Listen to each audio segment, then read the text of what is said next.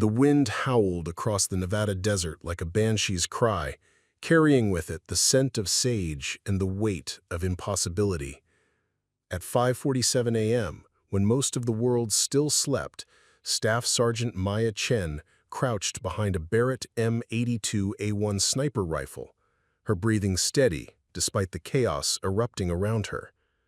The target, a terrorist holding 3 American journalists hostage in a compound 4.2 miles away, seemed like a speck of dust through her scope. Even with the most advanced optics available, hitting anything at that distance would defy every law of ballistics she'd been taught.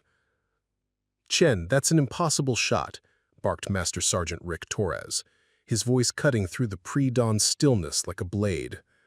Torres had been Maya's instructor at sniper school 5 years ago, and now he stood behind her, sweat beading on his weathered forehead despite the cool morning air. "The longest confirmed kill in military history was 2.2 miles. You're talking about doubling that.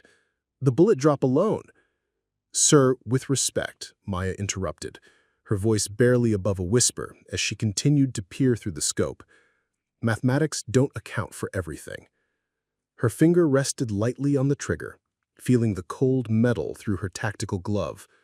She could hear her heartbeat in her ears, steady and strong, like a drum keeping time with destiny. Behind them, the command tent buzzed with activity.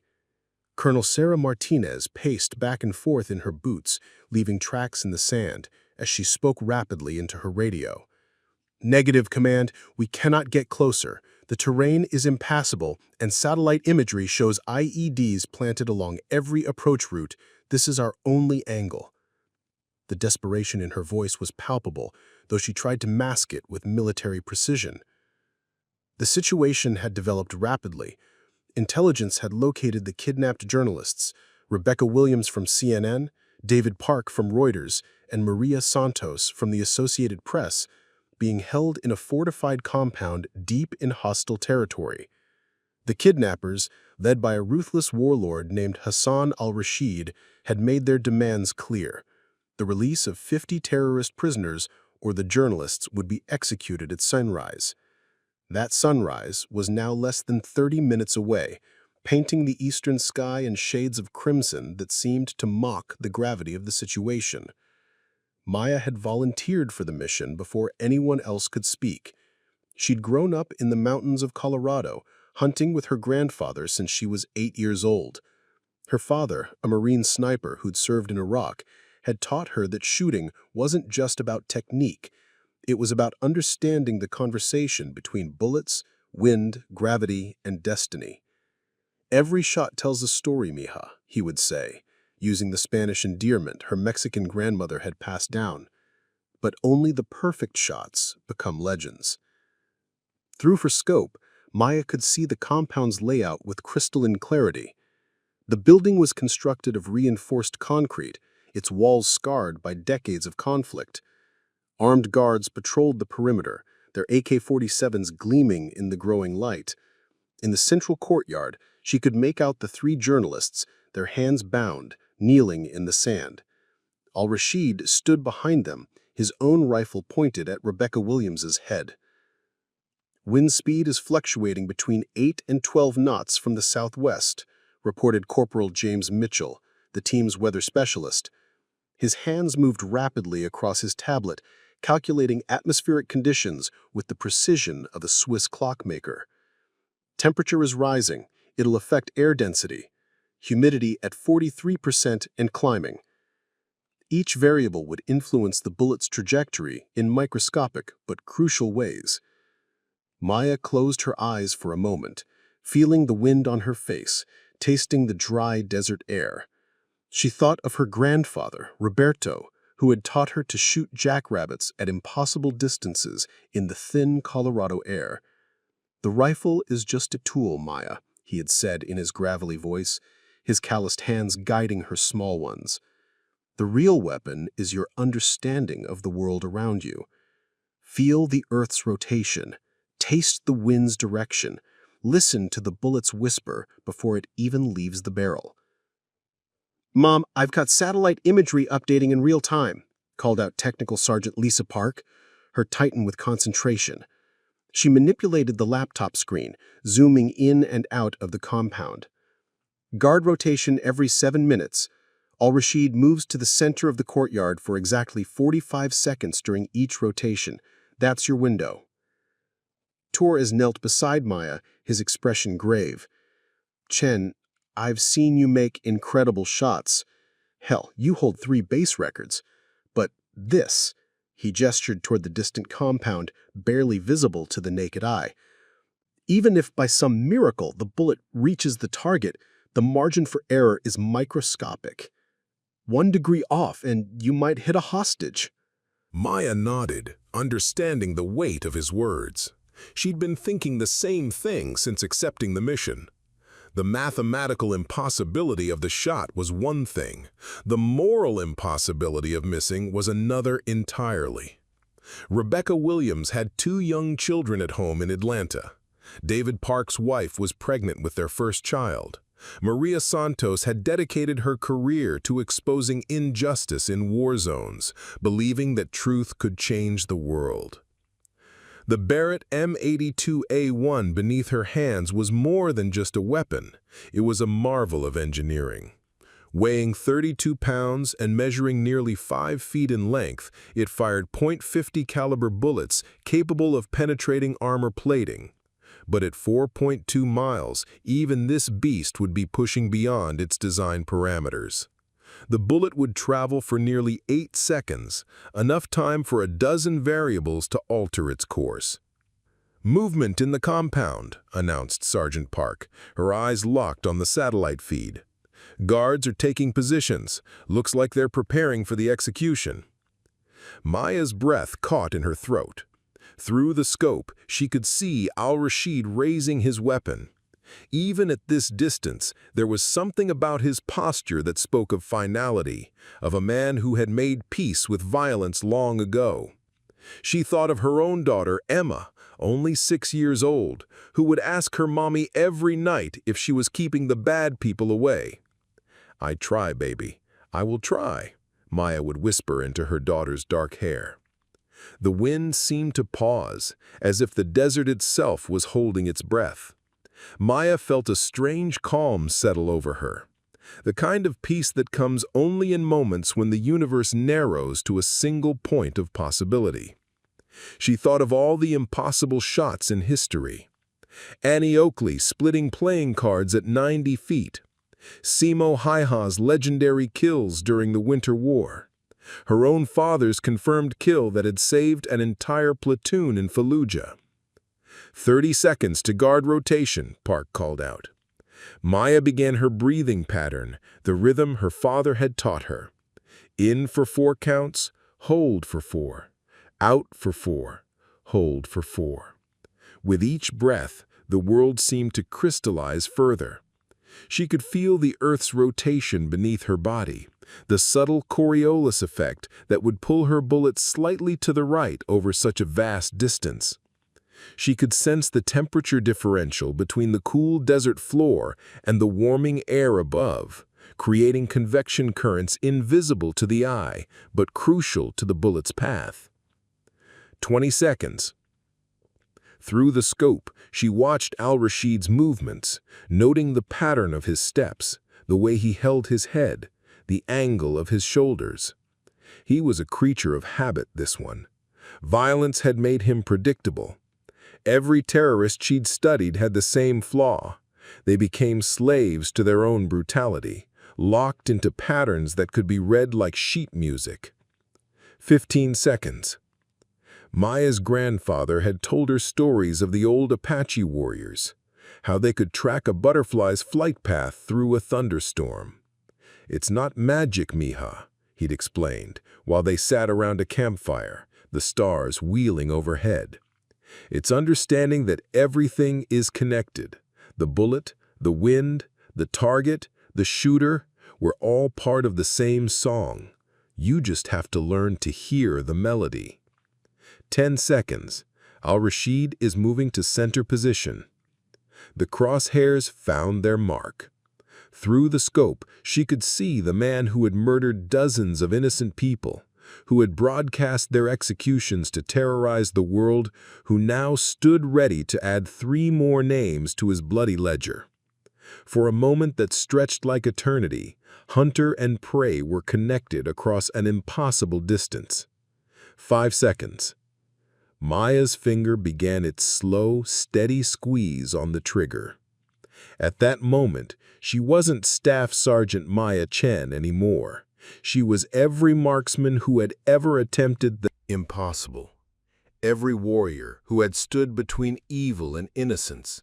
Every mother who had promised her child that she would keep the darkness at bay. Al-Rashid is in position. Clear shot. The trigger broke with a metallic whisper, and Barrett roared like thunder. The massive rifle bucked against Maya's shoulder, the recoil driving her backward despite her braced position.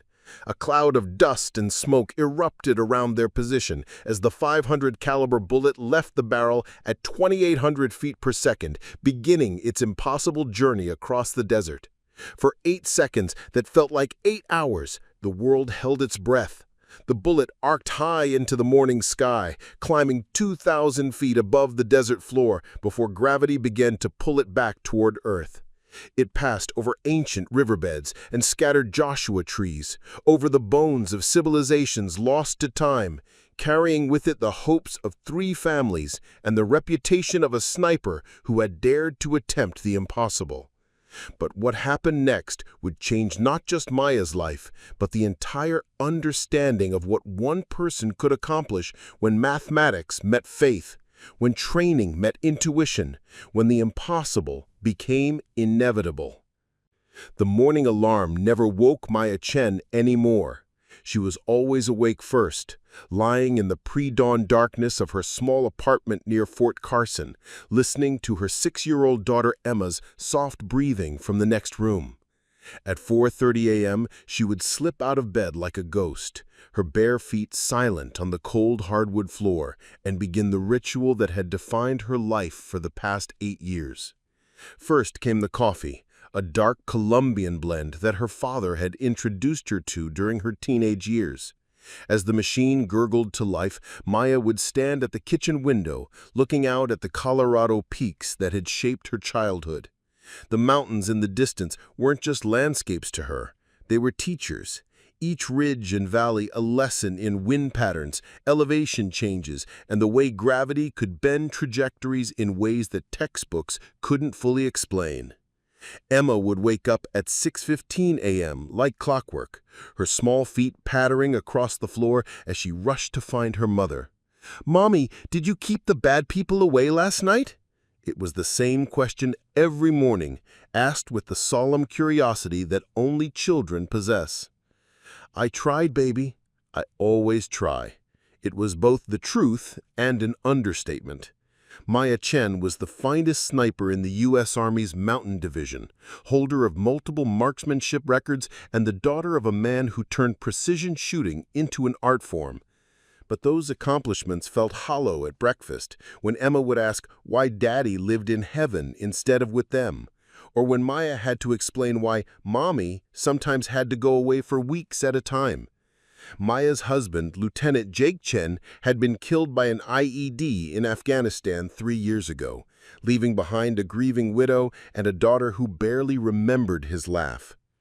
The drive to base took her through Woodland Park, past the elementary school where Emma would start first grade in the fall. Maya often found herself slowing down in front of the school, watching other parents drop off their children, wondering if she was failing Emma by choosing a career that required so much sacrifice. Her own mother, Rosa Martinez Chen, called every Sunday with the same gentle pressure. "Mija, Emma needs stability. You could teach shooting at the community college or work for the state police. Why do you need to chase ghosts across the world?" The answer was complicated, rooted in a conversation Maya had with her father when she was 12 years old. They'd been hunting elk in the Sangre de Cristo Mountains, and Maya had just made her first kill shot at 400 yards. An impossible distance for a child, but she'd somehow known exactly where to aim. "How did you know, Mija?" her father had asked, genuine wonder in his voice. "I could see the path," Maya had replied, not understanding why adults made shooting seem so complicated. The bullet wanted to go there. That conversation had led to her father teaching her advanced ballistics, wind reading, and the mathematical formulas that governed long-range shooting. But more importantly, he taught her about responsibility. A sniper's job isn't to take life, Maya. It's to preserve life by making the shots others can't make. Sometimes that means pulling the trigger. Sometimes it means holding back. The hardest part is knowing the difference. At the base, Maya's reputation preceded her.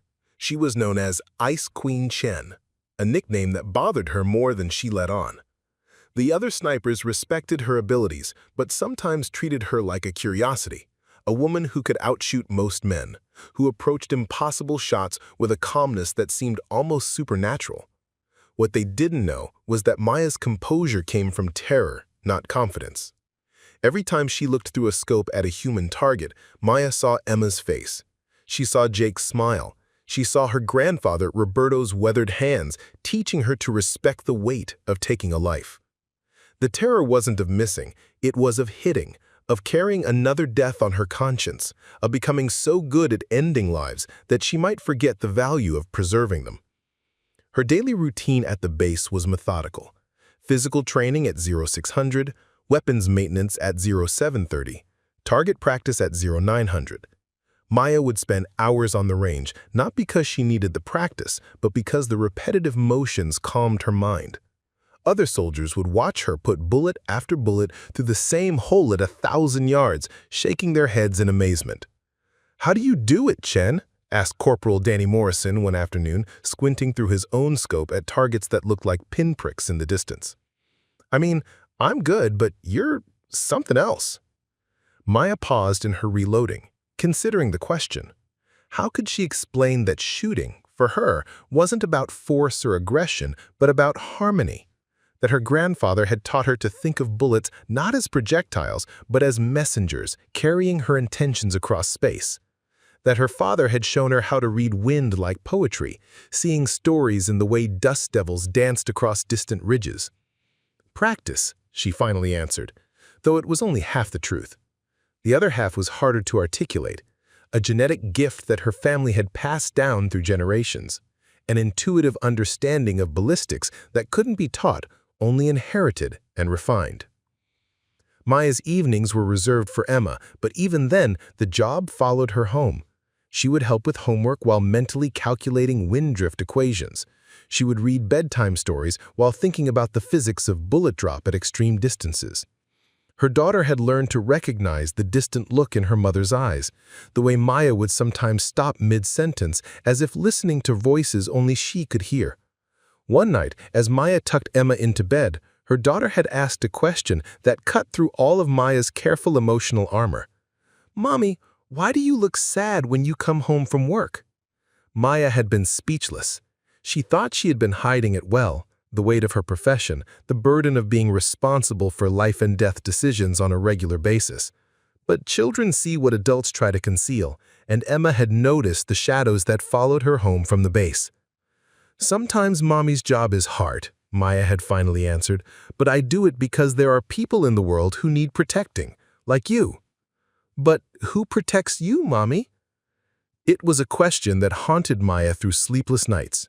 Jake had been her protector, her anchor to civilian life, the person who reminded her that she was more than just a weapon. Without him, she sometimes felt like she was drifting towards becoming exactly what her nickname suggested: cold, calculating, more machine than human. Her commanding officers had noticed her exceptional abilities early in her career. Colonel Martinez had personally recommended Maya for advanced sniper training, recognizing that she possessed something beyond technical skill. "Chen has instincts I've never seen before," Martinez had written in her evaluation. "She reads environmental conditions like a meteorologist and calculates trajectories like a physicist. But there's something else, an intuition that can't be quantified." That intuition had served her well in 3 deployments overseas. Maya had 17 confirmed kills, each one a story of someone's son or brother or father who had chosen violence over peace. She kept their photos in a locked drawer at home, not out of pride, but as a reminder of the weight her profession carried. Each face represented a moment when diplomacy had failed, when the only language left was the whisper of a bullet across vast distances. But it was the near misses that troubled her most. There had been a shot in Syria 2 years ago where she'd had a perfect opportunity to eliminate a high-value target. Through her scope, she'd watched the man playing with a young girl who couldn't have been older than Emma. For 30 seconds that felt like hours, Maya had held his life in her crosshairs, her finger on the trigger, unable to reconcile the monster described in the intelligence reports with the father she observed through her scope. She'd taken the shot, duty demanded it, but the image of that little girl's face haunted her dreams for months afterward. Maya began to wonder if her exceptional abilities were a gift or a curse, if being too good at taking life was slowly eating away at her ability to cherish it. Her relationship with Torres, her former instructor, had become complicated over the years. He recognized her talent and pushed her toward increasingly difficult assignments, but he also worried about the toll it was taking on her humanity. "You're the best natural shooter I've ever trained, Chen," he'd told her after a particularly challenging mission in Iraq. "But I don't want to see you become so good at this that you forget why we do it." Maya's mother worried constantly, calling every few days to check on her granddaughter and to gently suggest that Maya consider leaving the military. "You've served your country, Mija. Emma needs her mother more than the army needs another sniper." But Maya couldn't explain to her mother that shooting wasn't just what she did, it was who she was, encoded in her DNA by generations of hunters and warriors. Late at night, after Emma was asleep, Maya would sometimes take out her father's old rifle and sit with it in the darkness, not to shoot, but to remember. She would recall the weight of the weapon in her 12-year-old hands, the way her father's voice had guided her through her first impossible shot, the moment she'd realized she possessed a gift that came with terrible responsibility. The apartment was too quiet on those nights, filled with the absence of Jake's laughter and the echo of questions she couldn't answer. Maya would find herself wondering if she was raising Emma to be proud of a mother who excelled at something so destructive, or if she should walk away from the military and find a safer, more conventional life. But then morning would come, and with it another day of training, another opportunity to hone skills that might someday save innocent lives. Maya would wake Emma with gentle kisses, make breakfast with steady hands that could place bullets through targets at impossible distances, and head to base to continue the dance between precision and conscience that defined her existence. The routine was both comforting and suffocating, a carefully constructed life that allowed her to be simultaneously the loving mother Emma needed and the lethal weapon her country required. Maya often wondered how long she could maintain the balance before something had to give. The mission briefing that would change Maya's life forever came on a Thursday morning in November, delivered in the sterile conference room of the Special Operations Command Center. Colonel Martinez stood at the head of a polished oak table, her expression more serious than Maya had ever seen it. Around the table sat the cream of Fort Carson's Sniper Division, Master Sergeant Torres, Staff Sergeant Jim Bradley, Sergeant First Class Maria Rodriguez, and Corporal Denny Morrison. 3 American journalists have been kidnapped in the Kandahar province, Martinez began, clicking a remote that brought up satellite images on the wall-mounted screen. Rebecca Williams, CNN correspondent, David Park, Reuters photographer, Maria Santos, Associated Press reporter. They were taken 6 hours ago while investigating reports of civilian casualties. Maya studied the images, grainy satellite shots of a fortified compound in what appeared to be the middle of nowhere. The terrain around it was mountainous and barren, with no apparent roads leading to the facility. "Intelligence suggests they're being held here," approximately 40 miles northeast of Kandahar city, in territory controlled by Hassan Al-Rashid. The name sent a chill through the room. Al-Rashid wasn't just another terrorist leader. He was a master of psychological warfare who had made his reputation by broadcasting the executions of captives. His videos had traumatized families around the world and inspired copycat attacks across 3 continents. Al-Rashid has made his demands, Martinez said, her voice tight with controlled anger. 50 high-value prisoners released from Guantanamo Bay, where the journalists will be executed at dawn. That gives us approximately 18 hours. Torres leaned forward, studying the satellite imagery. What about a ground assault? Air support? Negative on both counts, Martinez replied. The compound is surrounded by IED fields, and our intelligence indicates the presence of surface-to-air missiles. Any conventional approach would likely result in the deaths of the hostages before we could reach them. Maya felt her pulse quicken. She'd seen this scenario before, a target that could only be reached by a single, precisely placed shot from extreme distance. But as she studied the satellite images, calculating distances and angles in her head, she realized this would be unlike anything she'd ever attempted. The nearest position we can establish overwatch is here, Martinez said, pointing to a ridgeline on the map, approximately 4.2 miles from the target compound.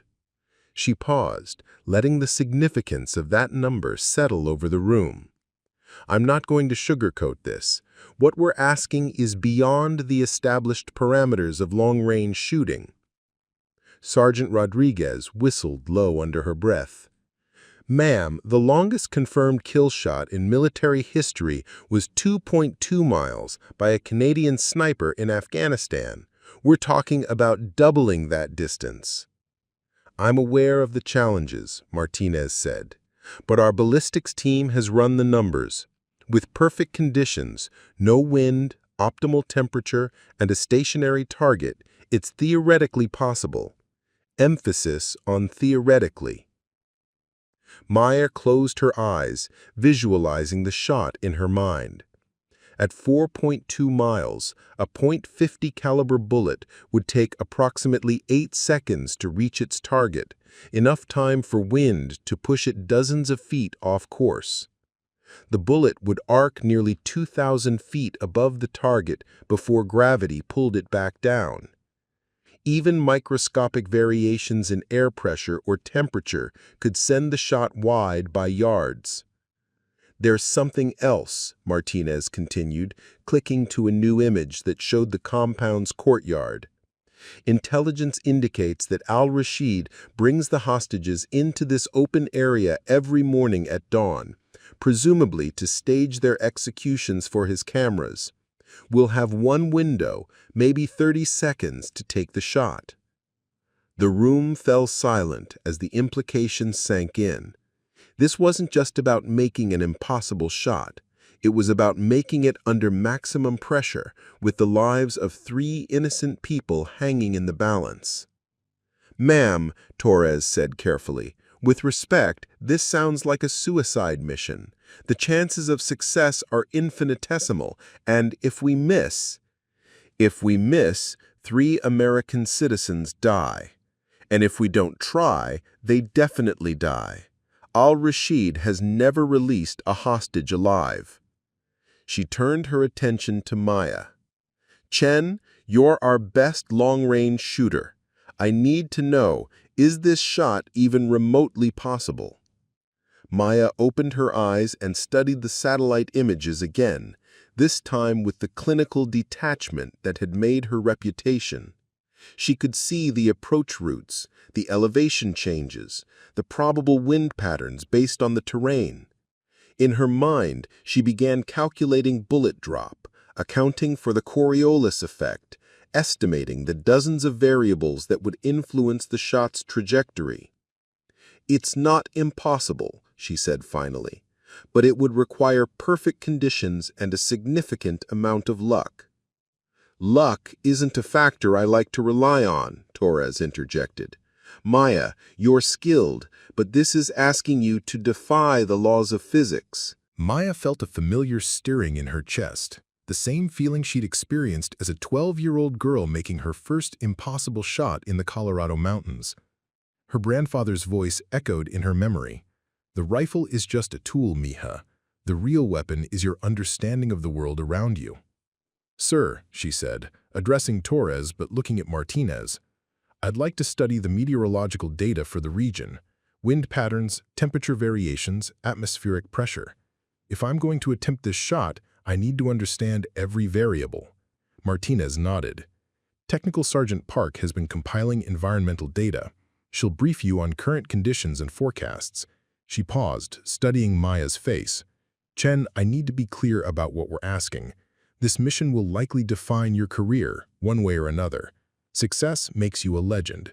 Failure means 3 people die who didn't have to, Maya finished. Ma'am, I volunteer for the mission. Torres shook his head. Maya, think about Emma. Think about what happens to her if this goes wrong and you don't come home. The mention of her daughter hit Maya like a physical blow. She thought of Emma's morning question. Did you keep the bad people away? How could she explain to a 6-year-old that sometimes keeping the bad people away required risking everything? Sir, Maya said quietly, if I don't take this shot, other children will lose their parents too. Rebecca Williams has 2 kids. David Park's wife is pregnant. These people have families who love them, just like Emma loves me. Over the next 6 hours, Maya immersed herself in preparation with an intensity that bordered on obsession. She studied satellite imagery until she could navigate the target compound blindfolded. She memorized weather patterns going back 5 years looking for predictable variations that might give her an edge. She spent 3 hours on the range fine-tuning her rifle and confirming that every component was functioning flawlessly. Technical Sergeant Park provided detailed meteorological analysis, her laptop screen filled with graphs and charts that looked like abstract art to most observers. Wind patterns are relatively stable in the early morning hours, Park explained, pointing to a series of measurements. Average speed between 8 and 12 knots from the southwest. The temperature differential between ground level and 2,000 feet will create some thermal currents, but they should be predictable. Maya absorbed every detail, building a mental model of the atmospheric conditions she would encounter. She thought of her father's teachings about reading environmental signs, how he'd shown her to taste the wind and feel the Earth's rotation beneath her feet. Mathematics could only take her so far. The rest would depend on instincts honed over decades of impossible shots. As evening approached, Maya called her mother to arrange for Emma's care during her absence. The conversation was difficult, filled with Rosa's worried questions and Maya's carefully evasive answers. I have to go away for a few days, Mom. Can you pick up Emma from school tomorrow? Of course, mija, but you sound strange. Is everything okay? Maya looked out her apartment window at the Colorado mountains, thinking of all the lessons they'd taught her about patience, precision, and the weight of responsibility. Everything's fine, Mom. Just give Emma extra hugs for me, okay? That night, Maya couldn't sleep. She lay in her bed listening to Emma's peaceful breathing from the next room, running through the shot sequence over and over in her mind. 8 seconds of flight time, nearly 3,000 feet of bullet drop, wind drift that could vary by the minute, and at the end of it all, a target the size of a human head at a distance where most people couldn't see anything at all. At 0300 hours, Maya's phone buzzed with final mission confirmation. Transport would arrive at 0500 hours and they would be on site by dawn. She rose quietly, moving through her pre-mission routine with mechanical precision. Equipment check, weapon cleaning, final ammunition inspection. Everything had to be perfect, because perfection was the only margin of error she had.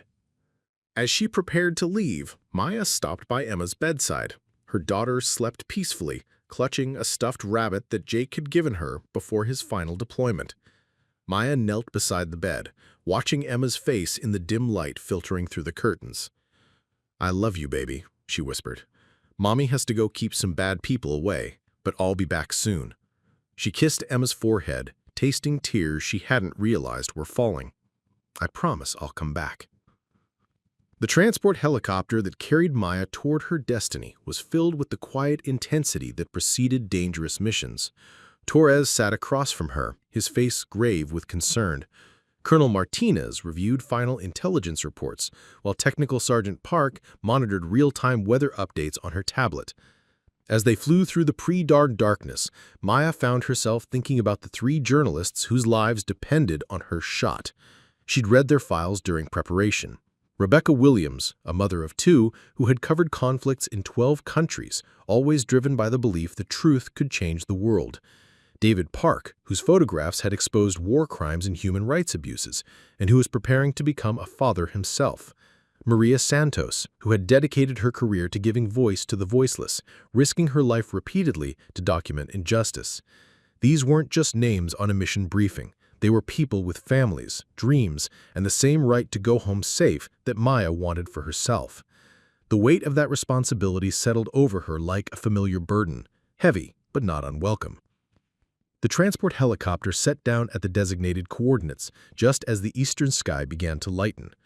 Maya shouldered her rifle case and followed Torres toward the ridgeline that would serve as their shooting position.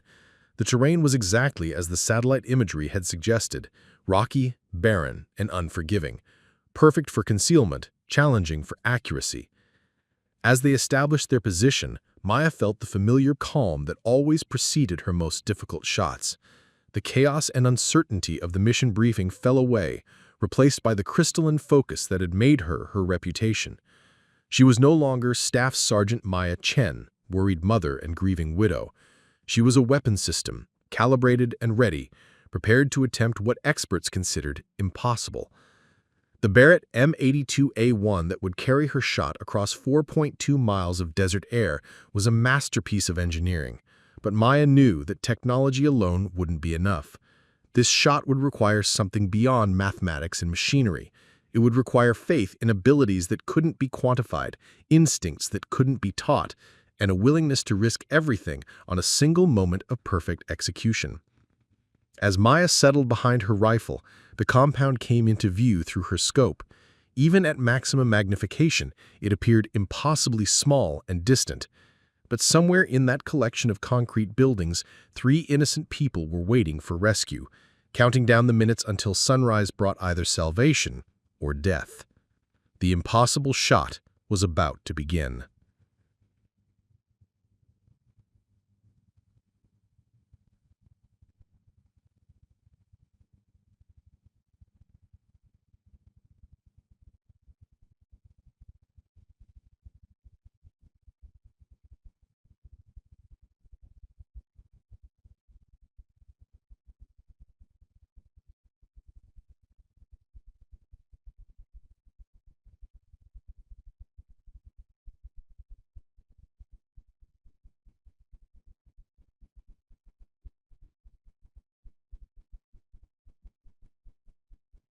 Eight seconds stretched into eternity as Maya's bullet carved its impossible arc across the Nevada desert.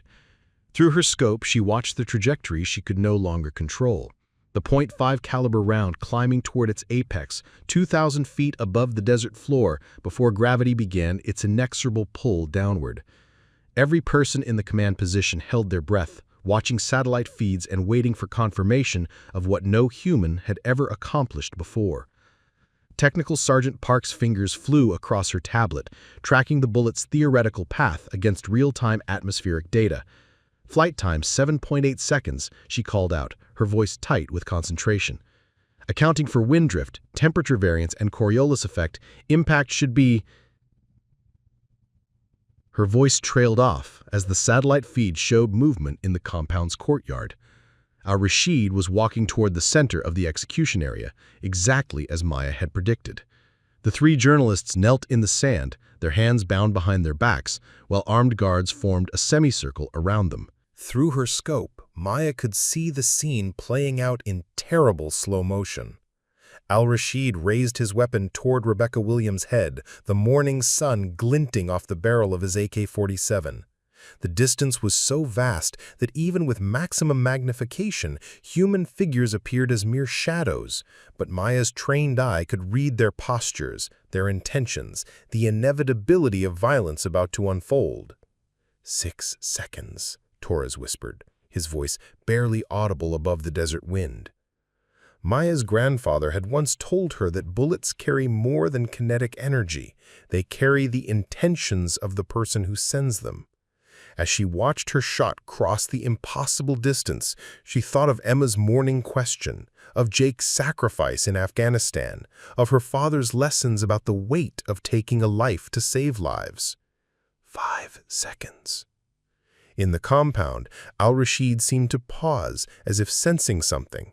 Through the satellite feed on Park's tablet, they could see him turning slightly, looking up at the empty sky as if he could somehow perceive the approaching judgment.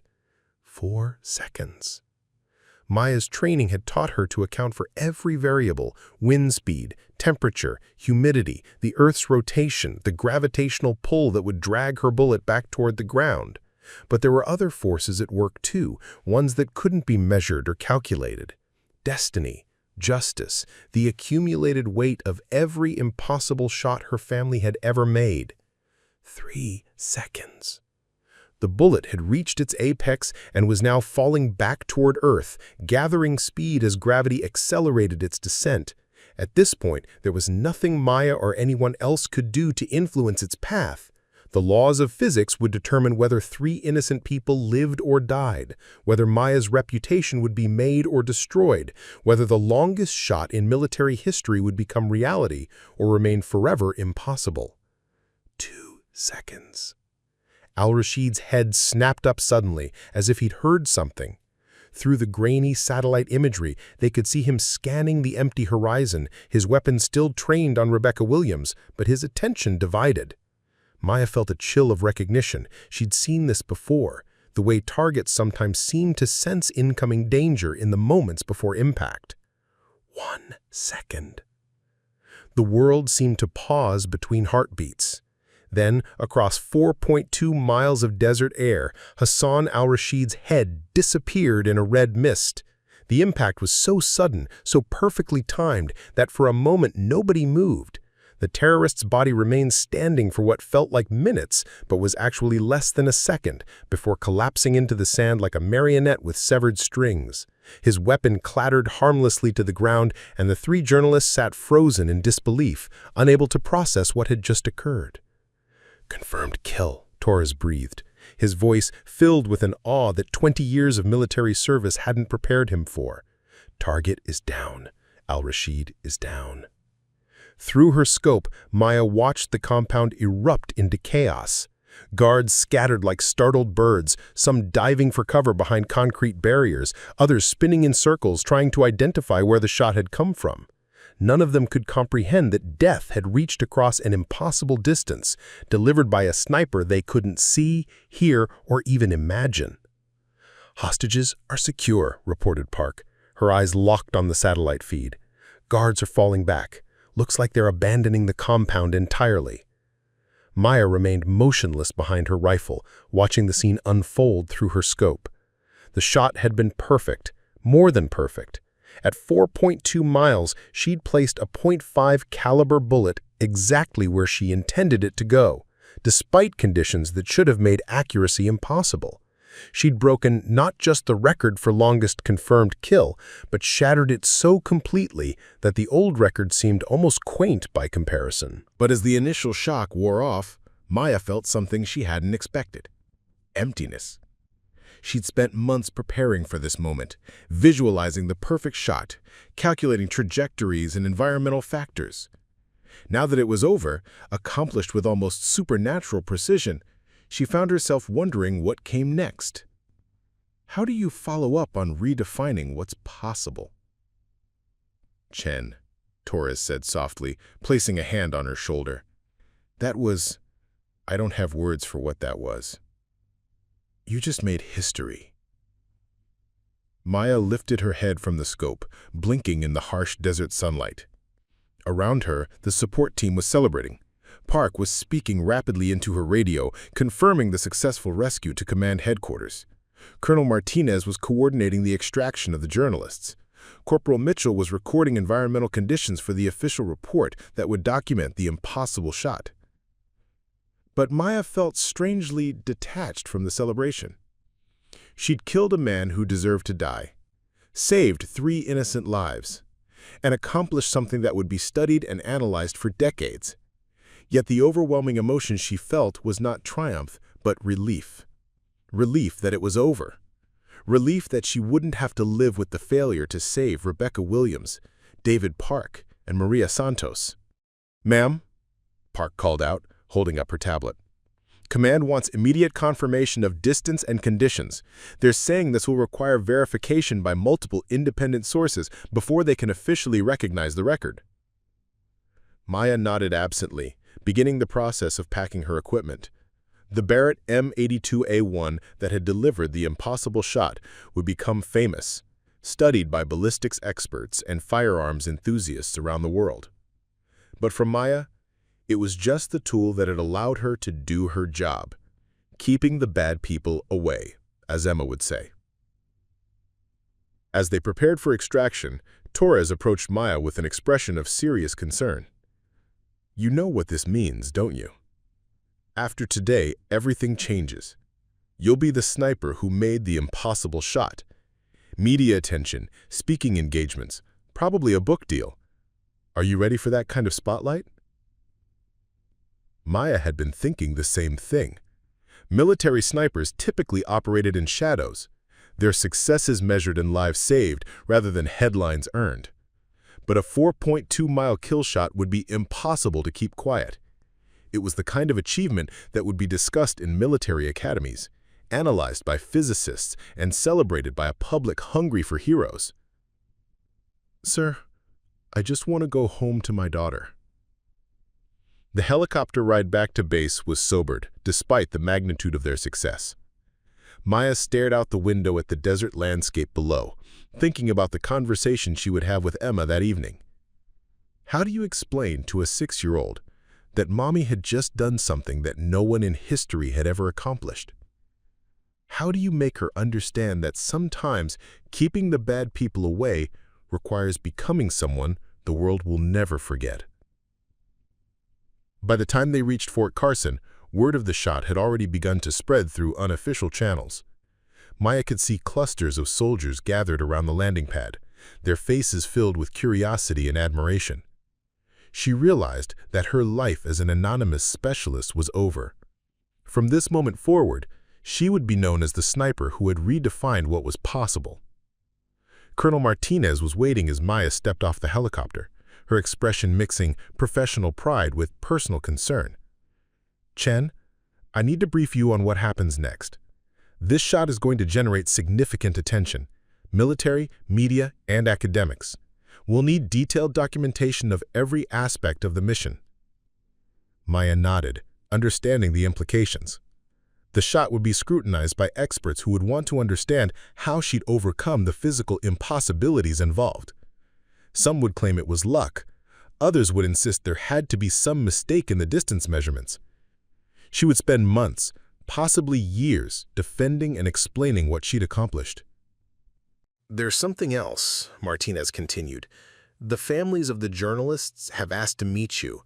Rebecca Williams's children want to thank the person who brought their mother home. David Park's wife wants her unborn child to know the name of the woman who saved its father." The weight of that responsibility settled over Maya like a heavy cloak. She'd saved 3 lives today, but those lives belonged to people with families, communities, entire networks of individuals whose worlds had been preserved by her impossible shot. The ripple effects of her 8-second bullet flight would continue expanding for decades.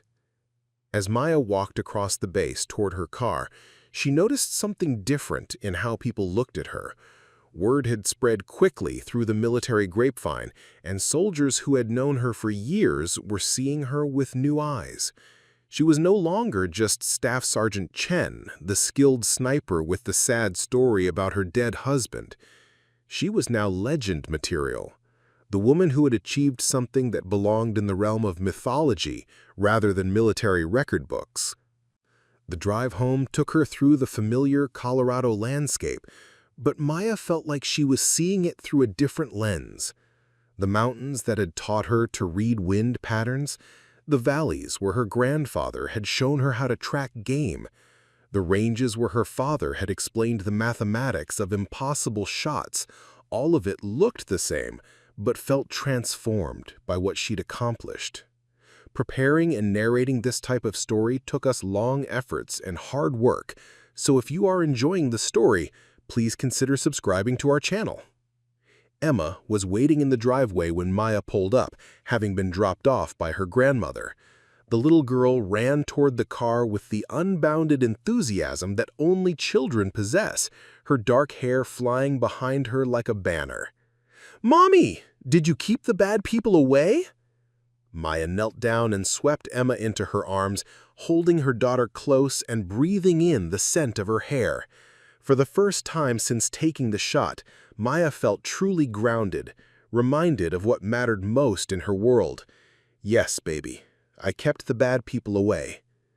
That evening, as Maya tucked Emma into bed, her daughter asked a question that cut straight to the heart of everything. "Mommy, are you famous now?" Maya paused, considering how to answer.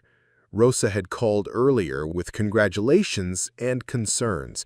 Word of the shot had reached civilian news outlets, and Maya's name was already being mentioned on television. By tomorrow, she would likely be contacted by reporters, documentary filmmakers, and authors wanting to tell her story.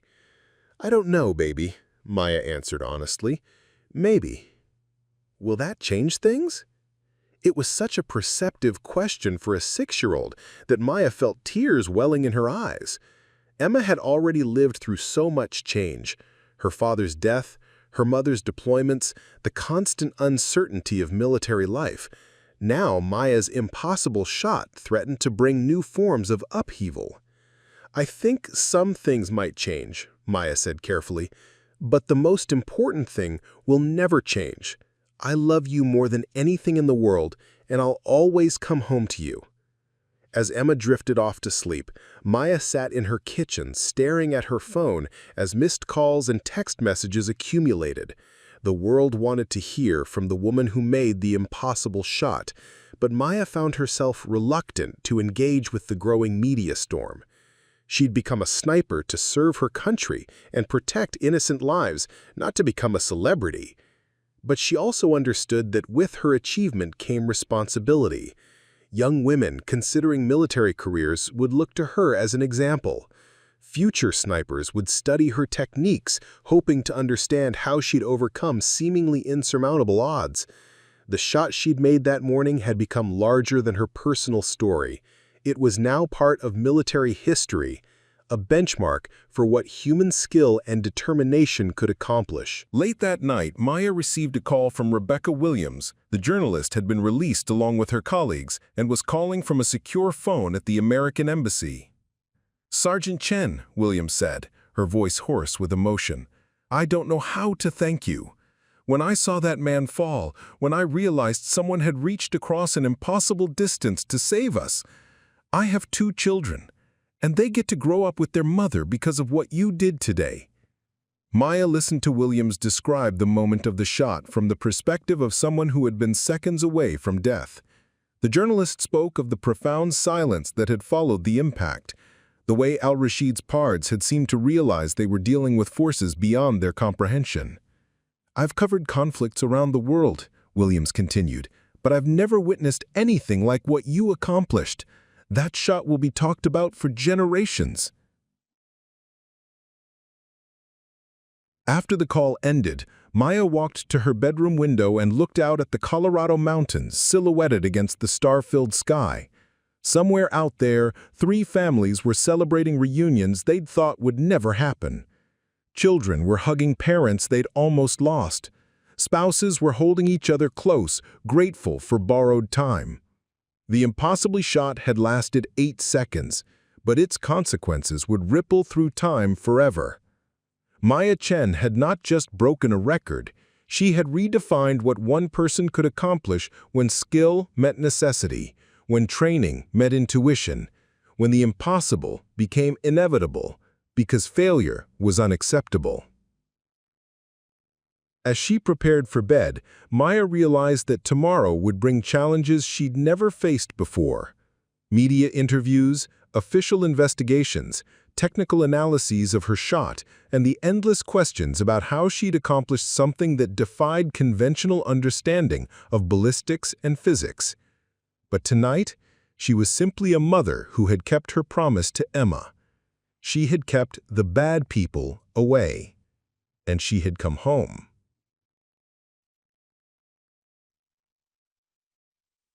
Six months after the impossible shot, Maya Chen stood before a joint session of Congress, wearing her dress uniform and feeling more nervous than she had behind the scope of her rifle.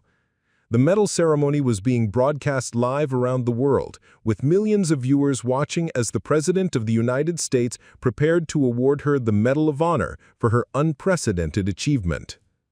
"Staff Sergeant Maya Chen," the President announced, his voice carrying across the packed chamber, "has demonstrated extraordinary heroism and skill that redefined the boundaries of what we believed possible. Her single shot across 4.2 miles not only saved 3 American lives, but established a new paradigm for long-range precision shooting that will influence military tactics for generations to come." As the medal was placed around her neck, Maya thought of Emma, who was watching from the gallery beside her grandmother Rosa. Her daughter had handled the media attention better than Maya had expected, displaying a 6-year-old's adaptability to the strange new world they'd been thrust into. Emma had become something of a celebrity herself, appearing on morning talk shows where she would solemnly explain that her mommy keeps the bad people away with her really big gun. The months following the shot had been a whirlwind of verification, analysis, and documentation. Ballistics experts from around the world had studied every aspect of Maya's achievement, confirming and reconfirming the distance, the environmental conditions, and the mathematical impossibility of what she had accomplished.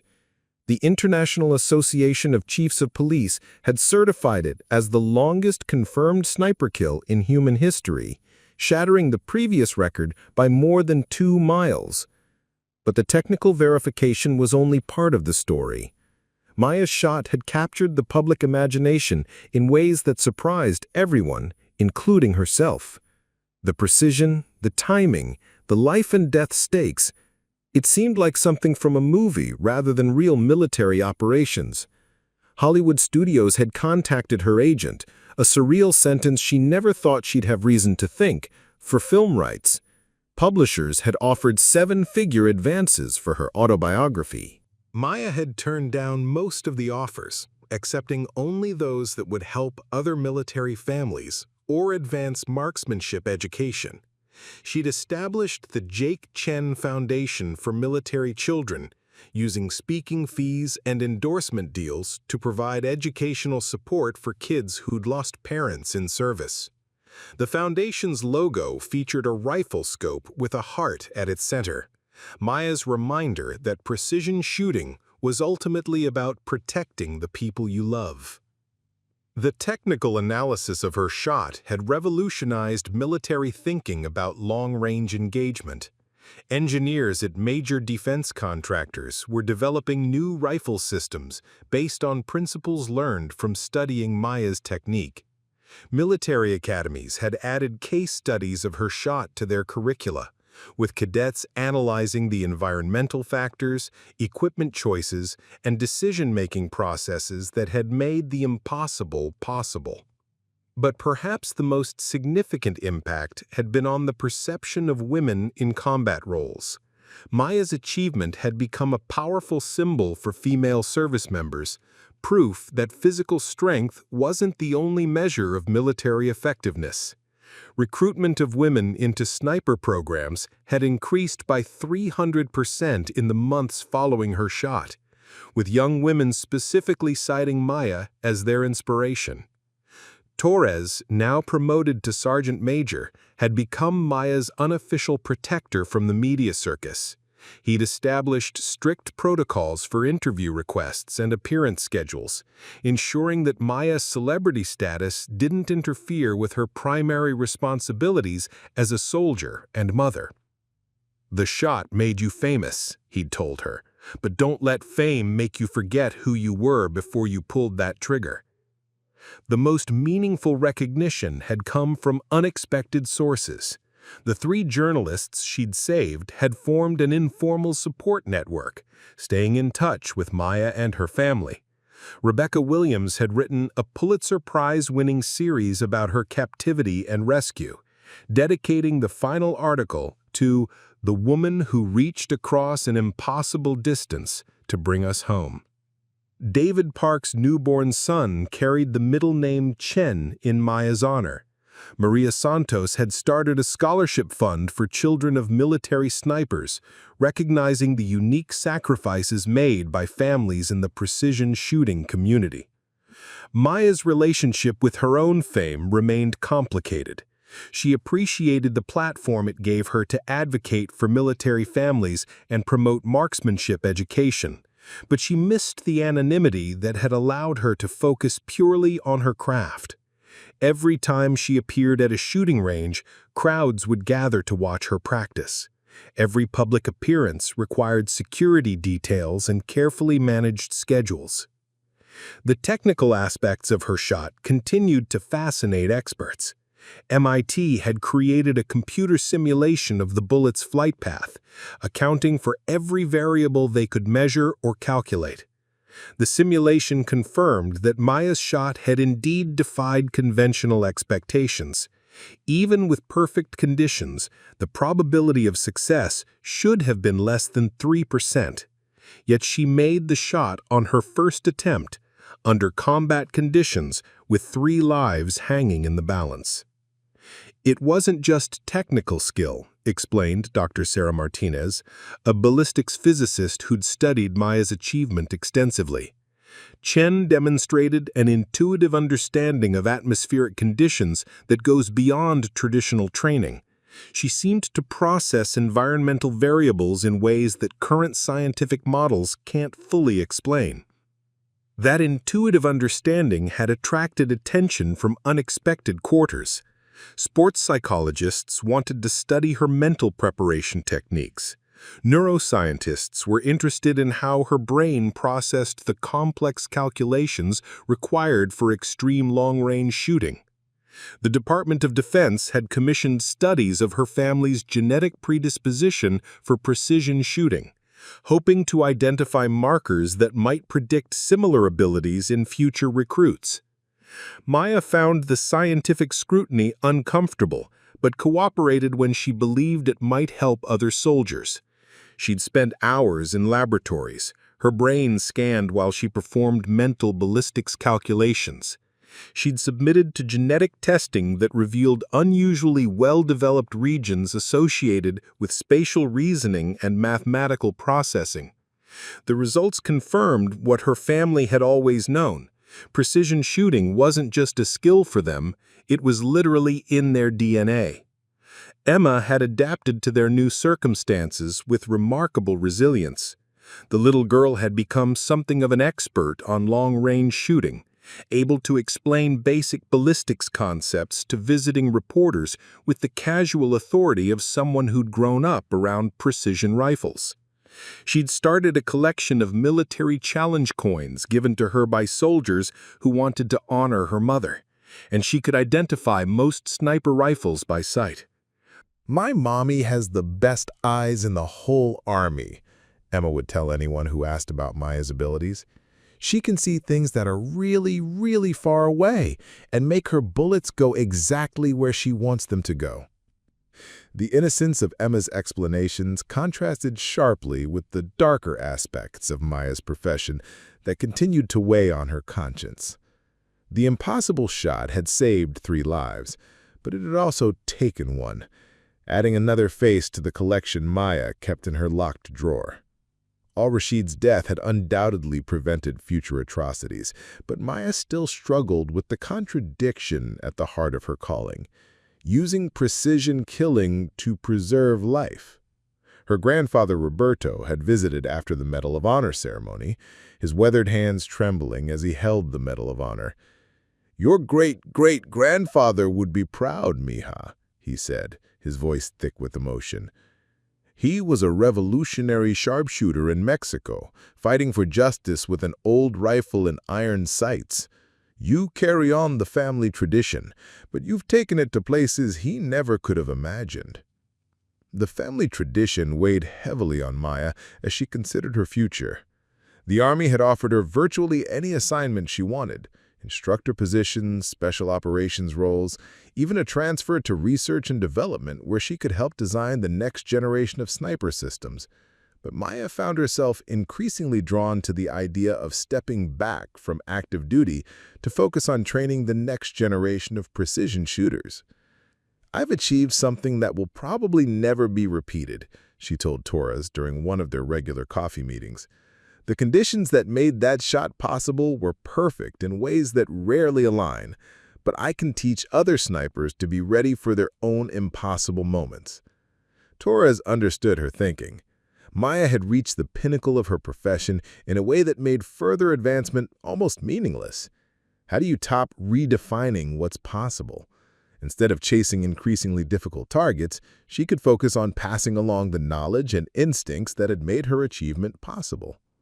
The decision crystallized during a visit to Fort Benning, where Maya was observing sniper training exercises. She watched young soldiers struggling with shots that were routine for her, and she realized that her greatest contribution might not be making more impossible shots herself, but teaching others to make shots they thought were impossible. "Shooting isn't just about physics and mathematics," she told a group of sniper school candidates. "Those are important, but they're just the foundation. The real skill is learning to trust your instincts when the calculations break down, when you have to make a shot that exists beyond the edge of what's measurable." The students listened with rapt attention as Maya described the mental state required for extreme precision shooting.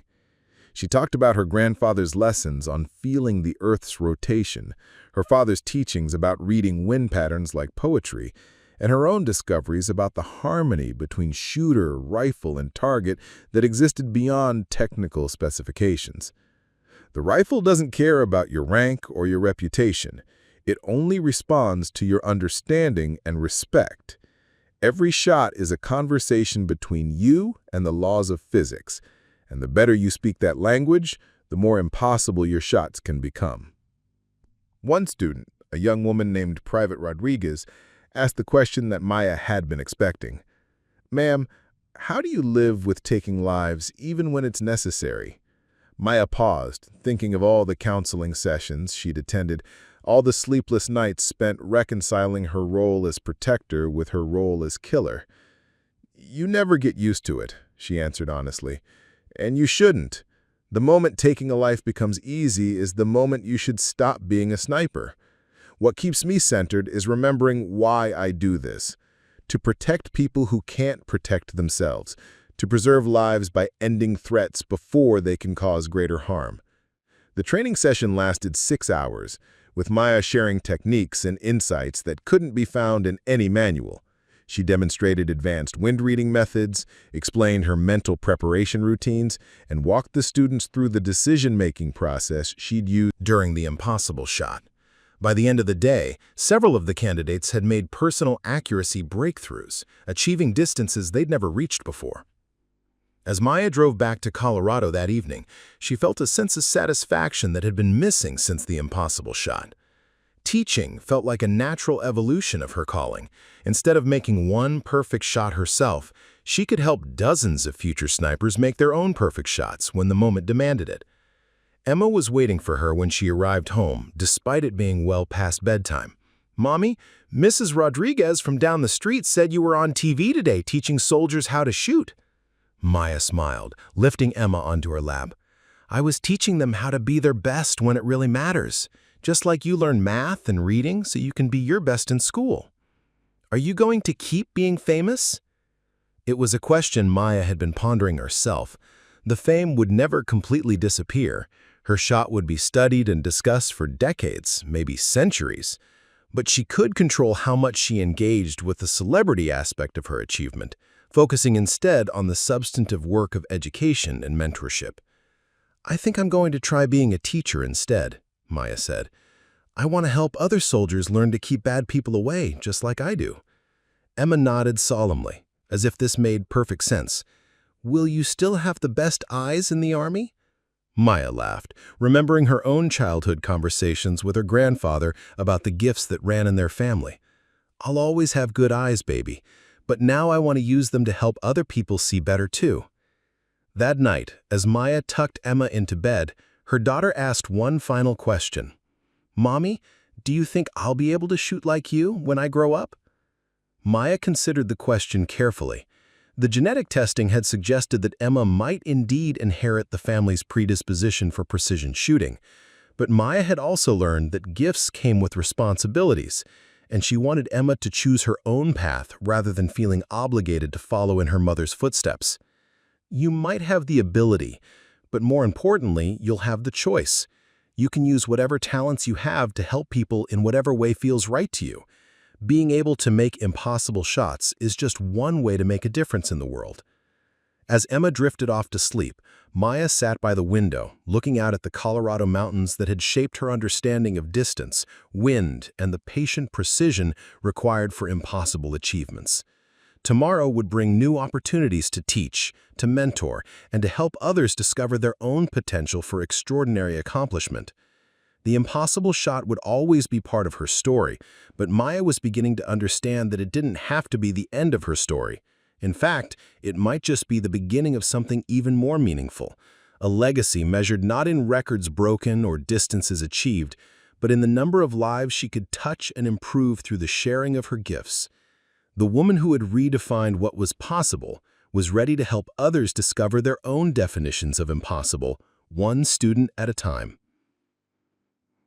3 years later, the Maya Chen Precision Shooting Academy occupied 50 acres of pristine Colorado mountain terrain, its state-of-the-art facilities nestled among the peaks that had shaped Maya's understanding of impossible distances. Students came from around the world to train here: military snipers, law enforcement marksmen, competitive shooters, and civilians who simply wanted to understand the science and art of precision shooting. Emma, now 9 years old, had become the Academy's unofficial mascot. She could often be found after school helping instructors set up targets or explaining basic ballistics principles to younger visitors with the casual expertise of someone who'd grown up around precision rifles. Her collection of challenge coins had grown to fill 3 display cases, each one representing a soldier or law enforcement officer who'd been touched by her mother's story. "The bullet wants to go straight," Emma would explain to wide-eyed children during the Academy's family education days. "But wind and gravity are like invisible hands that try to push it around. My mom taught me that good shooters learn to work with those invisible hands instead of fighting them." Maya watched her daughter with a mixture of pride and concern. Emma had indeed inherited the family gift for spatial reasoning and mathematical processing, showing an intuitive understanding of ballistics that amazed even experienced instructors. But Maya was determined that Emma would have choices that previous generations hadn't enjoyed, the freedom to use her gifts in whatever way brought her joy and purpose. The Academy had become far more than Maya had initially envisioned. What started as a simple marksmanship school had evolved into a comprehensive center for precision shooting research, education, and therapeutic application. They offered programs for veterans dealing with PTSD, using precision shooting as a form of meditative therapy that helped former soldiers reconnect with positive aspects of their military experience.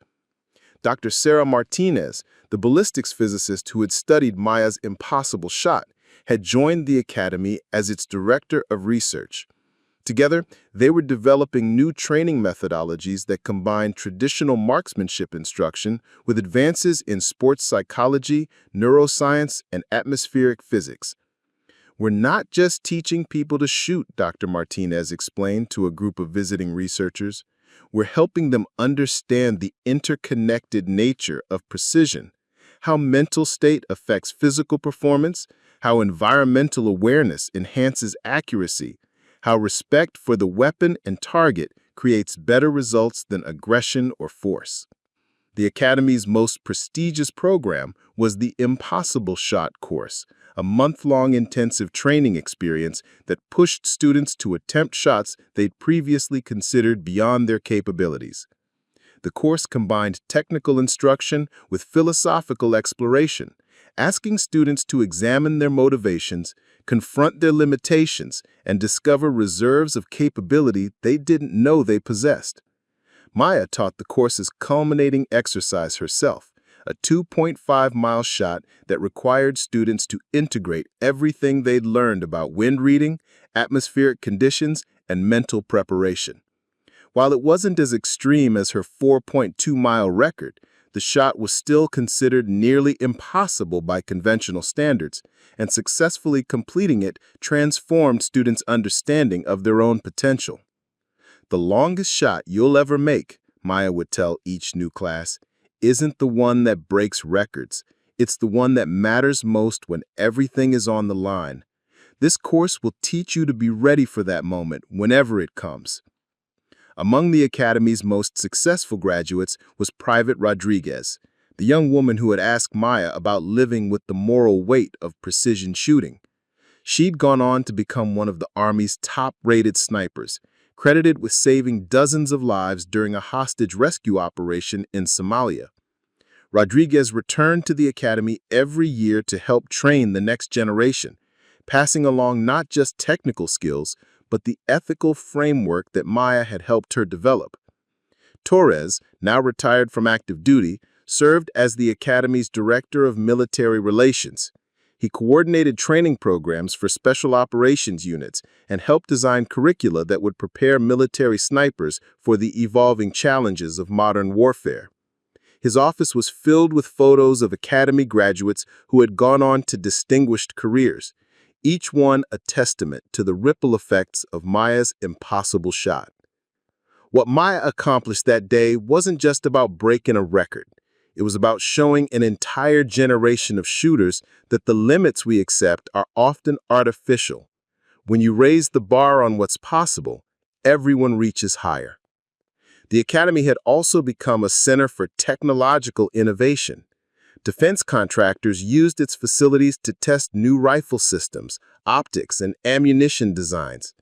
The data collected from thousands of long-range shots had advanced understanding of ballistics in ways that benefited both military and civilian applications. Maya's most ambitious project was the Global Precision Network, an international organization that connected precision shooting instructors, researchers, and practitioners from around the world. The network shared training methodologies, research findings, and best practices, creating a collaborative approach to advancing the art and science of precision shooting. 5 years later, the documentary premiered at the Sundance Film Festival to standing ovations and widespread critical acclaim. The Impossible Shot, a story of precision and purpose, followed Maya's journey from her childhood in the Colorado mountains to the moment that redefined military history, but it focused as much on the aftermath as the achievement itself. Emma, now 11, attended the premiere with quiet dignity that impressed the Hollywood crowd. When reporters asked her about growing up as the daughter of America's most famous sniper, she responded with thoughtful answers that revealed wisdom beyond her years.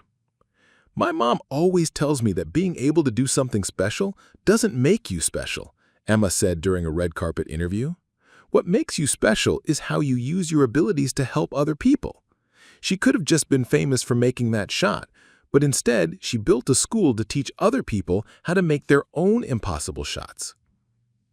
The documentary sparked renewed interest in Maya's story, but it also highlighted the broader themes of her work: the importance of precision in an imprecise world, the responsibility that comes with exceptional abilities, and the way individual achievements can inspire collective progress. Maya had been reluctant to participate in the film initially, but she ultimately agreed because it provided a platform to discuss issues close to her heart: mental health support for veterans, educational opportunities for military children, and the evolving role of women in combat positions.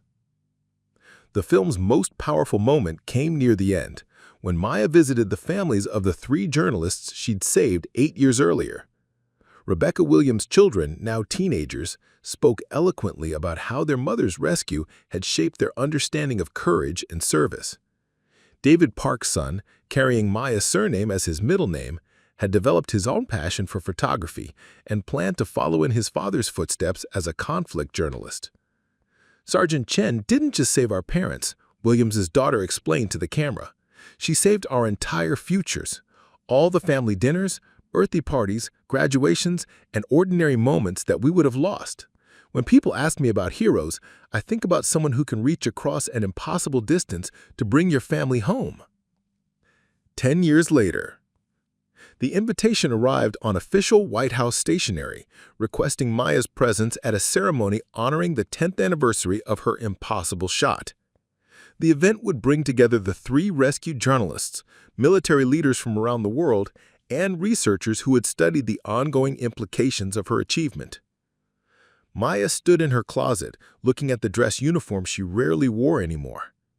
At 38, she'd found a different kind of fulfillment than she'd ever imagined possible. The Academy had trained over 2,000 precision shooters, with graduates serving in law enforcement, military, and competitive shooting roles around the world. More importantly, it had become a place where people discovered capabilities they didn't know they possessed. Emma, now 14, appeared in the doorway, wearing the confident smile that reminded Maya so much of Jake. Their daughter had grown into a remarkable young woman, academically gifted, athletically talented, and possessed of a moral clarity that amazed everyone who met her. "Are you nervous about the ceremony?" Emma asked, settling onto Maya's bed with the casual intimacy of a child who'd grown up in the spotlight but remained grounded by her mother's values. "A little," Maya admitted. "It's strange to be honored for something that happened so long ago. Sometimes it feels like it happened to someone else." Emma nodded thoughtfully. "Mrs. Martinez says that's normal for people who do extraordinary things. They focus so much on what comes next that they forget to appreciate what they've already accomplished." Dr. Martinez had become not just a colleague, but a close family friend, often joining Maya and Emma for dinner conversations that ranged from quantum physics to parenting philosophy. She'd helped Maya understand that the impossible shot had been just the beginning of her real contribution to the world. "Mom," Emma said carefully, "I've been thinking about my future, about college and careers and all that. I know I have the family gift for shooting, and I know you've tried not to pressure me about it." Maya felt her breath catch. They'd had variations of this conversation over the years, but Emma's tone suggested this time was different, more definitive, more adult. "I want to be a teacher," Emma continued. "Not just any teacher. I want to teach physics and mathematics, with a specialty in ballistics and precision engineering. I want to help people understand the science behind what you do, to bridge the gap between theoretical knowledge and practical application." Maya smiled, feeling a profound sense of pride mixed with relief. Emma had found her own way to honor the family legacy while carving out her own identity. She would carry forward the precision shooting tradition, but in a way that emphasized education over elimination, understanding over execution. "That sounds perfect," Maya said, sitting beside her daughter. "You can help people discover their own impossible shots, whatever form they might take." The White House ceremony was more moving than Maya had anticipated. The president spoke about how her achievement had inspired not just military personnel, but countless civilians to push beyond their perceived limitations. The 3 rescued journalists shared updates on their lives and careers, each one crediting their rescue with motivating them to pursue more meaningful work. But the ceremony's most significant moment came when Maya was asked to speak about the legacy of her impossible shot. Standing at the podium, looking out at an audience that included world leaders, military officers, and the families of the people she'd saved, Maya realized that her story had become larger than any individual achievement. 10 years ago, I took a shot that experts said was impossible, but I've learned that the real impossibility would have been living with myself if I hadn't tried. That shot lasted 8 seconds, but its consequences have rippled through a decade of lives changed, minds opened, and boundaries expanded. She paused, finding Emma's face in the audience, drawing strength from her daughter's encouraging smile. The lesson isn't that one person can defy physics or overcome any obstacle through sheer will. The lesson is that when we combine technical skill with moral purpose, when we push ourselves beyond what we thought possible in service of something larger than ourselves, we discover that the word impossible is often just another way of saying not yet attempted. She concluded her remarks by announcing the establishment of the Impossible Shot Foundation, a non-profit organization that would provide grants for research into human potential, educational opportunities for underprivileged students interested in STEM fields, and therapeutic programs for veterans dealing with trauma. The shot I made 10 years ago saved 3 lives directly. But if this foundation can inspire thousands of people to attempt their own impossible shots in science, medicine, education, or service, then maybe that 8-second bullet flight will continue to create positive change for generations to come. 15 years later, Maya Chen sat in her office overlooking the Academy's main training facility, reviewing applications for the next Impossible Shot course. At 43, she'd become one of the world's most respected authorities on precision shooting. But more importantly, she'd built something that would outlast any individual achievement. Emma was finishing her doctorate in applied physics at MIT, writing her dissertation on atmospheric modeling for extreme long-range ballistics. She planned to return to Colorado After graduation, to join the Academy's research division, bringing cutting-edge scientific methodology to the art her mother had perfected through intuition and inherited talent. The Academy had evolved far beyond its original scope. It now hosted the annual International Precision Shooting Symposium, bringing together researchers, practitioners, and innovators from around the world. Military attachés from dozens of countries attended, along with Olympic shooting coaches, aerospace engineers studying trajectory dynamics, and neuroscientists fascinated by the cognitive processes that enabled extreme precision. Maya's impossible shot had become a case study taught in physics classrooms around the world, but it was also examined in philosophy courses, exploring the relationship between technical skill and moral responsibility. Business schools analyzed her decision-making process as an example of performing under ultimate pressure. Military academies used it to teach cadets about the importance of preparation, meeting opportunities.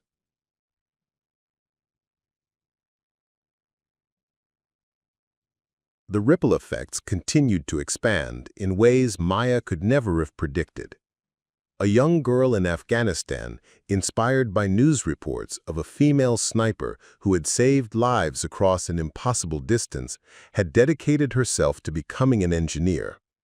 She was now designing advanced optics systems that would help future marksmen achieve even greater precision. A veteran suffering from PTSD had found healing through the Academy's therapeutic shooting programs and had gone on to establish similar programs in 12 other states.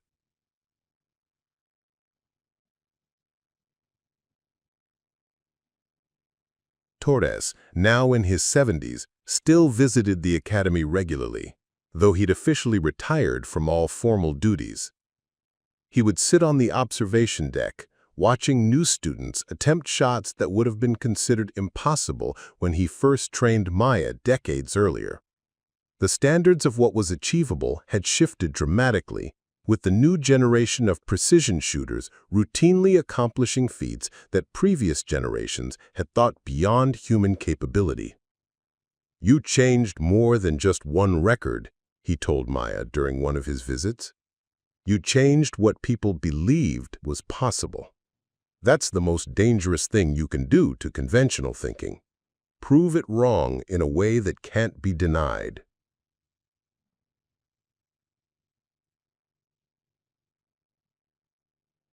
Maya's personal life had found its own rhythm of contentment. She'd never remarried, finding fulfillment in her work, her relationship with Emma, and the extended family of Academy staff and graduates who formed her chosen community.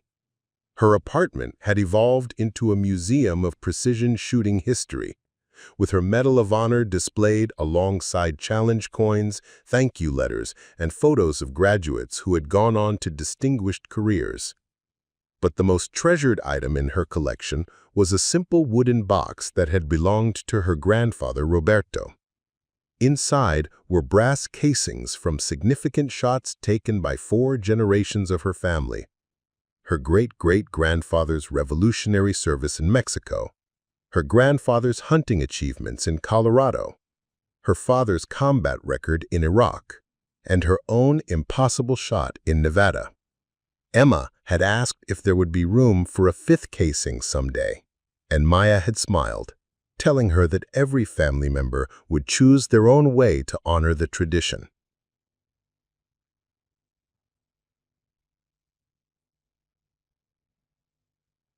The morning routine that had sustained Maya for decades continued unchanged. She would rise before dawn, make her Colombian coffee, and stand at the window looking out at the mountains that had taught her everything about patience, precision, and the weight of responsibility. But now her mornings also included reading reports from Academy instructors around the world, reviewing research proposals for the Foundation, and corresponding with students who had gone on to apply precision shooting principles in fields far removed from military service.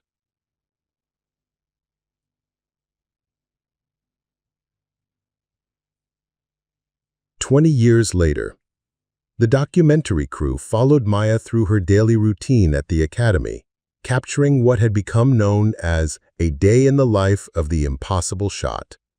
The film was being produced for the 20th anniversary of her record-breaking achievement, but its focus was on the legacy rather than the legend. Emma, now 34 and the Academy's Director of Scientific Research, had indeed inherited her mother's gift for precision, but she'd channeled it into advancing the theoretical understanding of ballistics rather than pulling triggers. Her research had contributed to developments in everything from spacecraft trajectory calculations to medical device precision, proving that the principles of accuracy had applications far beyond shooting. My mother's shot wasn't just about hitting a target, Emma explained to the documentary crew. It was about the convergence of preparation, opportunity, and moral clarity. Those same principles apply whether you're trying to land a rover on Mars, perform microsurgery, or simply be the best version of yourself in whatever field you choose. Maya watched her daughter with the profound satisfaction that comes from seeing your child exceed your own achievements. Emma had published papers in prestigious scientific journals, spoken at international conferences, and been offered positions at major universities and research institutions. But she'd chosen to stay in Colorado, continuing the family tradition of turning theoretical knowledge into practical application. The Academy had trained its 10,000th student the previous year, marking a milestone that seemed impossible when Maya had first envisioned a simple marksmanship school. Graduates worked in law enforcement agencies on 6 continents, served in special operations units around the world, and had established their own training facilities using methodologies developed in Colorado. But perhaps more significantly, the Academy's therapeutic programs had helped thousands of veterans find healing through precision shooting. The meditative aspects of long-range marksmanship, the breath control, environmental awareness, and single-pointed focus had proven remarkably effective in treating PTSD and helping former soldiers transition to civilian life. Precision shooting taught me that control was still possible, explained one veteran during his interview for the documentary. After losing so much in combat, after feeling like chaos ruled everything, being able to place a bullet exactly where I intended it to go gave me back a sense of agency in my own life. Maya's relationship with her own legend had evolved over the decades. She no longer felt the weight of constantly living up to an impossible achievement. Instead, she'd found purpose in helping others discover their own capacity for excellence. The shot that had made her famous had become a launching pad for work that was far more meaningful than any individual record. The documentary's climactic scene took place at the original shooting location in Nevada, now marked with a modest memorial plaque.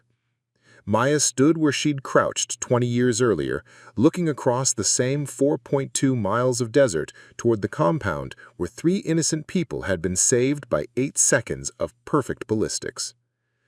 "People often ask if I could make that shot again," Maya said, looking through a spotting scope toward the distant target. "The honest answer is probably not. Everything had to align perfectly. The weather, the equipment, the target behavior, my mental state, even the phase of the moon affecting atmospheric pressure. But that's not really the point." She lowered the scope, turning to face the camera directly. "The point is that when the moment demanded it, when 3 lives depended on it, I was ready. 20 years of preparation had led to 8 seconds of execution. That's the lesson. Not that anyone can make impossible shots, but that if you dedicate yourself to excellence, if you respect your craft and prepare for opportunities you can't predict, you'll be ready when your impossible moment arrives." The documentary's ending was a montage of Academy graduates, Foundation scholarship recipients, and research breakthroughs that could be traced back to principles developed through studying Maya's achievement. Soldiers who had saved lives through precision shooting, scientists who had advanced ballistics research, veterans who had found healing through therapeutic marksmanship, students who had discovered STEM careers through foundation programs, all of them connected by the ripple effects of one impossible shot. 25 years later, Maya Chen stood at the podium of the United Nations General Assembly addressing delegates from 193 countries about the Global Precision Education Initiative. At 53, she'd become an unexpected voice for international cooperation, using the universal language of precision science to build bridges between nations that disagreed on almost everything else. "Precision is not about weapons or warfare," she told the assembled delegates. "Precision is about human potential. Whether we're talking about surgical instruments, space exploration, manufacturing processes, or yes, defensive capabilities, the principles remain the same." For craft, dedication to excellence, and the understanding that small margins can have enormous consequences. The Global Precision Education Initiative was Maya's most ambitious project yet, a worldwide network of training centers, research facilities, and educational programs that would make precision-based learning available to students regardless of their geographic location or economic circumstances. The program would teach everything from traditional marksmanship to precision manufacturing, from surgical techniques to aerospace engineering. Emma, now a tenured professor at the Colorado Institute of Technology, had helped design the initiative's scientific curriculum. Her research into the neurological basis of precision skill acquisition had revolutionized understanding of how humans develop extraordinary capabilities, leading to training methodologies that could accelerate learning in multiple fields. "We've learned that precision isn't just a physical skill," Emma explained to a gathering of education ministers. "It's a way of thinking that can be applied to any challenge that requires accuracy, consistency, and attention to detail. The same mental processes that allow someone to hit a target at extreme distance can help them perform complex surgery, design efficient algorithms, or create works of art that touch the human soul." The initiative had received unprecedented support from governments, corporations, and educational institutions around the world. Maya's story had become a symbol of what individual excellence could accomplish when directed towards serving others, and the impossible shot had evolved into a metaphor for overcoming any seemingly insurmountable challenge. But as Maya looked out at the delegates, she was thinking about Emma's own impossible shot, the one she was preparing to attempt, not with a rifle, but with her mind and determination. Emma had been selected for the Mars Colonial Research Program, a mission that would establish humanity's first permanent research station on another planet.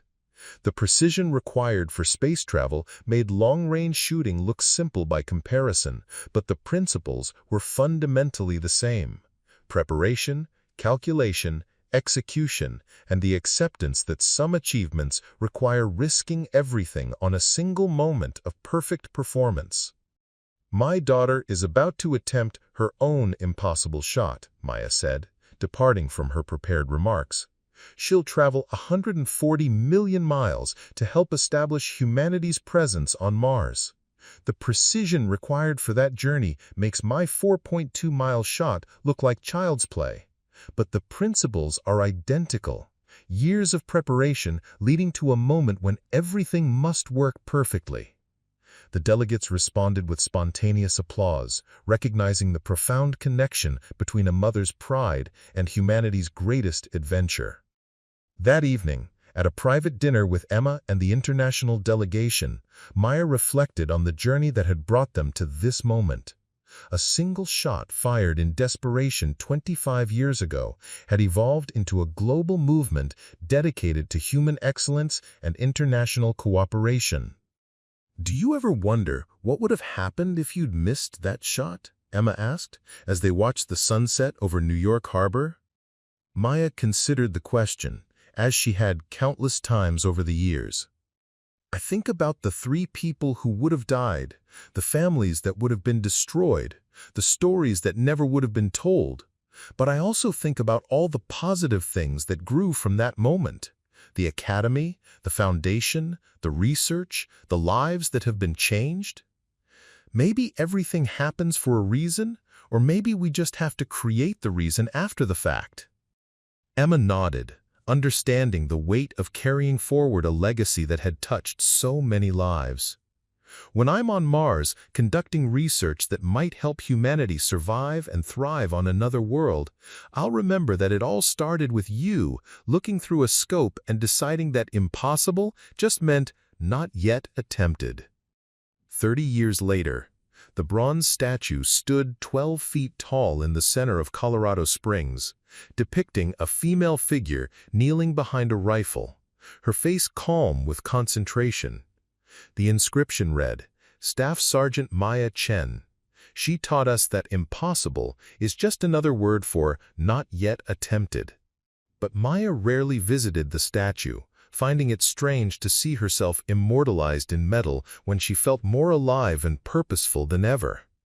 At 58, Maya had officially retired from day-to-day operations at the academy, though she still taught the advanced courses and mentored the most promising students. The institution had grown beyond anything she could have imagined, with satellite campuses on 4 continents and online programs that reached students in every country on Earth. Emma had returned from her 5-year stint on Mars with revolutionary insights into precision manufacturing in low-gravity environments. Her research was leading to developments in everything from pharmaceutical production to orbital construction techniques. She'd married a fellow researcher, and they were expecting their first child, a daughter they planned to name Rosa, after Maya's mother. "Will you teach her to shoot?" Emma had asked during a recent video call from the Mars Research Station. "I'll teach her to see," Maya replied. "Whether she chooses to use that site for shooting, science, art, or something we can't even imagine yet will be up to her."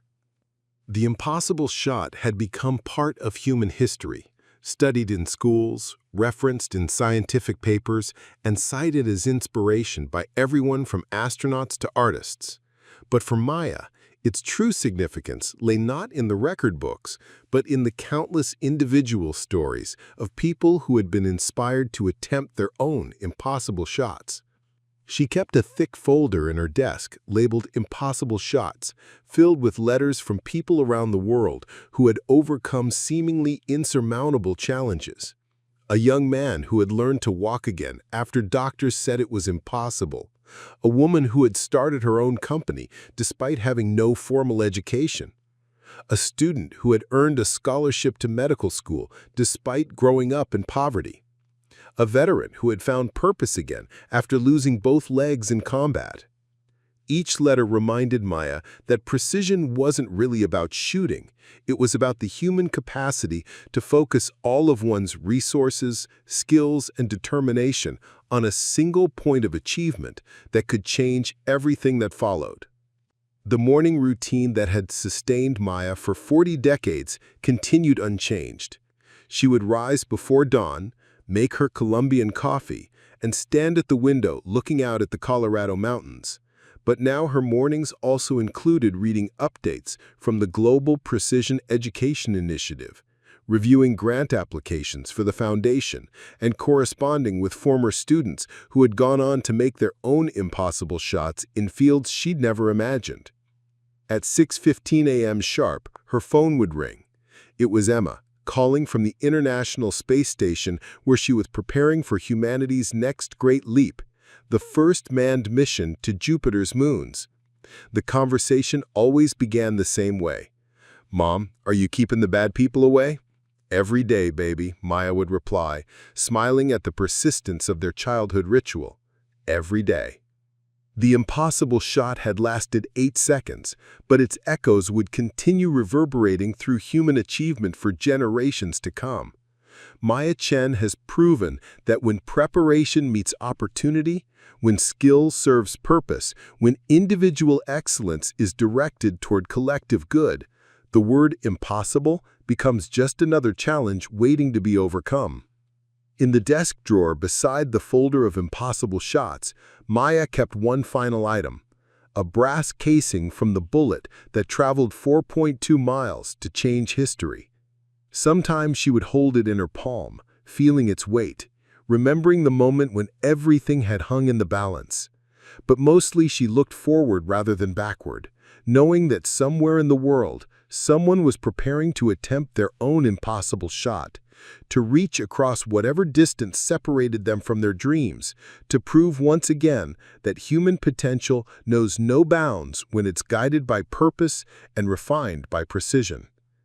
The impossible shot was complete, but the impossible dreams it had inspired would continue forever.